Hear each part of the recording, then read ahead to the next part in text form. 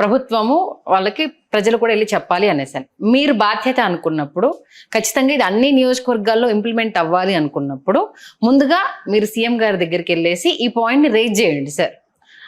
అనధికారికంగా ఉన్నవి కావచ్చు, అది మన గుళ్ళు కావచ్చు, మసీదులు కావచ్చు, చర్చిలు కావచ్చు, ఎక్కడైనా సరే ఈ హోరెత్తిస్తున్న వాటికి సంబంధించి మీరు ముందు ఒక స్టేట్మెంట్ పాస్ చేయండి. యాజ్ ఏ గవర్నమెంట్ మనది కాబట్టి ముందు ఒక స్టేట్మెంట్ పాస్ చేశాక జనాల నుంచి వచ్చిన రెస్పాన్స్ బాగుంది అన్న ఆలోచన వస్తే దాన్ని అన్ని నియోజకవర్గాల్లో ఇంప్లిమెంట్ చేద్దాము అన్న ఆలోచన మీరెందుకు మీ అధినేత ముందు పెట్టలేకపోయారు? మరి నాకెవరో అధినేత లేరు. సీఎం అంటే ఇప్పుడు మీరు కూటమి నుంచి వచ్చినప్పుడు ఇన్ఫర్మేషన్ నేను ఇవాళ నాకు ముఖ్యమంత్రి గారే నన్ను ఒక పదవిలో కూర్చోబెట్టారు. అవును, ఈ పదవి రాజ్యాంగబద్ధ పదవి. ఓకే, ఈ రాజ్యాంగబద్ధ పదవిలో ఉన్నంత కాలం నాకు ముఖ్యమంత్రి అధినేత కాదు. మా స్పీకరే నాకు అధినేత. ఓకే, ముఖ్యమంత్రి గారు నాకు కానీ మా స్పీకర్ గారికి కానీ అధినేత కాదు. మా పార్టీకి ఆయన అధినేత. యాజ్ ఎమ్మెల్యేగా మీకు సీఎం, ఎమ్మెల్యేగా సీఎం, కానీ మీకు అధినేత ఆయన కాదు. కానీ ఇప్పుడు నేనున్న పొజిషన్లో ఆయన నాకు అధినేత కాదు. Okay, that is the difference. మేము నార్మల్గా మా స్పీకర్ గారు కానీ నేను కానీ we are not suppose to go and meet. Okay, rule అది ఓకే. సరే, ఆయన ఇంట్లో భోజనానికి పిలిచినప్పుడు మేము వెళ్ళొచ్చు, సో మేము పిలిచినప్పుడు ఆయన రావచ్చు తప్ప. అంటే నేను అనేది ఇది చాలా పెద్ద ఉన్నతమైన పదవి అని నేనేం గొప్పలు చెప్పుకోవట్లా. కానీ మీరు వెళ్ళి చెప్పుకోవచ్చు కదా అని అంటే, ఈ పదవిలో ఉన్నప్పుడు ఎక్కడ పడితే అక్కడికి వెళ్ళి చెప్పుకోవడానికి కొన్ని నియమ నిబంధనలు అడ్డున్నాయి. బట్ ఒక ఎమ్మెల్యేగా నేను స్పష్టంగా మాట్లాడుతున్నాను. ఇప్పుడు తెలుగు రాజ్యంలో మాట్లాడాను, రేపు ఇంకో దగ్గర మాట్లాడవచ్చు. ప్రాక్టికల్గా నేను ఇంప్లిమెంట్ చేస్తున్నాను. చేసినప్పుడు రఘురామకృష్ణరాజు చేసే ఇది న్యాయబద్ధమా న్యాయబద్ధం కాదా అని డెఫినెట్గా ముఖ్యమంత్రి గారు పరిశీలిస్తారు. సో పరిశీలించినప్పుడు మిగిలిన వాళ్ళు కూడా చెప్పచ్చు, అయితే పోలీస్ డిపార్ట్మెంట్కి చెప్పచ్చు. ఓకే, చెప్పినా చెప్పకపోయినా నా పని నేను చేస్తానంటున్నా.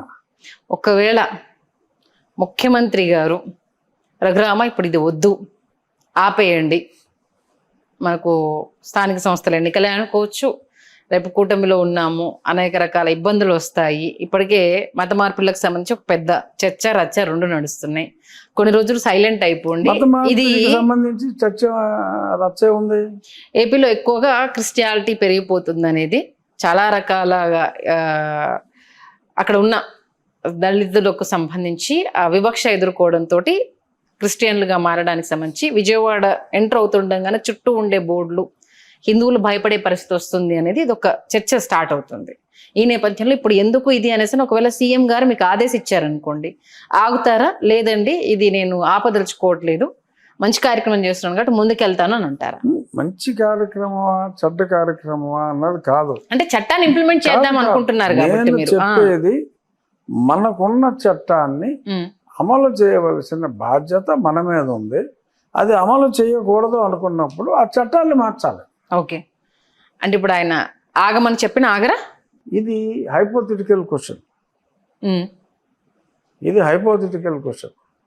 ఎందుకంటే చట్టాలని అమలు చేయవలసిన ఒక అత్యున్నత స్థానంలో ఉన్న వ్యక్తి చట్టాలని అమలు చెయ్యొద్దు మనం అని చెప్తే అని అంటే అసలు ప్రశ్న ఉత్పన్నం కాదు.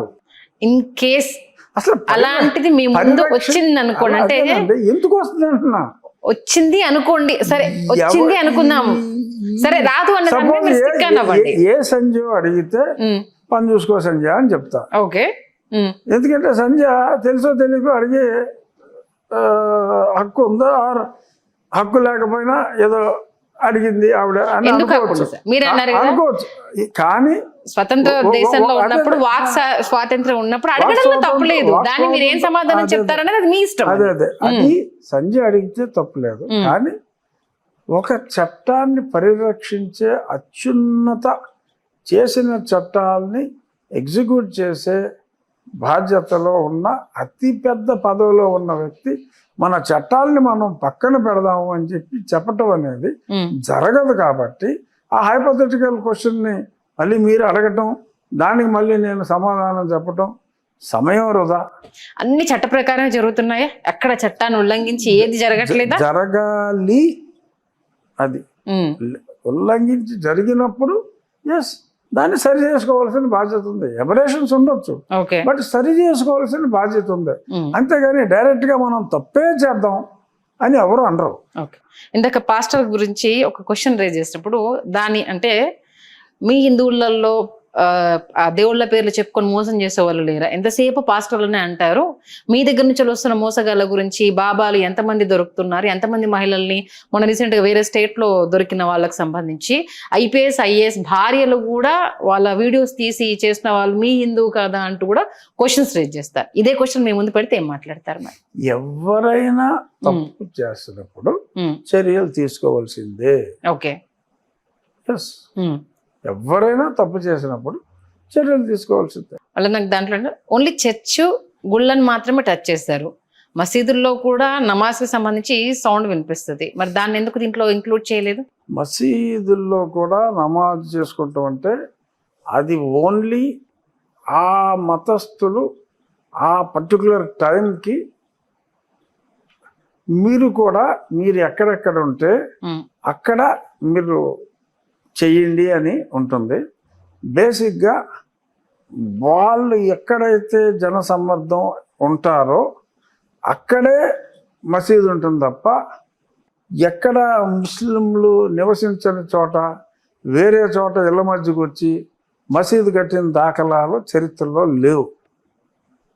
ఒక ఊళ్ళో ఒక దగ్గరకు వచ్చి ఇళ్ళ మధ్యన ఇది కట్టేసి మసీదు పెట్టరు. 10 మంది కలిసి ఆ కమ్యూనిటీ ఉన్న దగ్గర అక్కడ ఒక ప్రార్థనా మందిరం ఏర్పాటు చేసుకుంటారు. అందరూ ఆ చిన్న ప్రార్థనా మందిరానికి రాలేని వాళ్ళు ఆ టైంకి ఏదో పనుల్లో ఉంటారో ఆ టైంకి ఒక సౌండ్ ఇస్తే ఒక 5 నిమిషాల ముందు వాళ్ళు ప్రార్థన చేసుకుంటారు. ప్రార్థన మౌనంగానే చేసుకుంటారు. వాళ్ళు ప్రార్థన చేసుకుంటున్నంతసేపు ఊరికే ఇల్లు ఓదరగొట్టరు. ఓకే, ఆ టైముకి గుర్తు చేయటం కోసమే తప్ప అంతకుమించి అది it's not public disturbance. Hello, Telugu రాజ్యం ఛానల్ చూస్తున్నారా? సామాజిక రాజకీయ జీవన చిత్రణే తెలుగు రాజ్యం. అతిశయోక్తులు అసత్యాలు ఉండవు. రాజకీయ కోణం కాదు, ప్రజా కోణమే కొలబద్ద. తెలుగు రాజ్యం వీక్షణ మీ ఉత్తమ అభిరుచికి నిదర్శనం.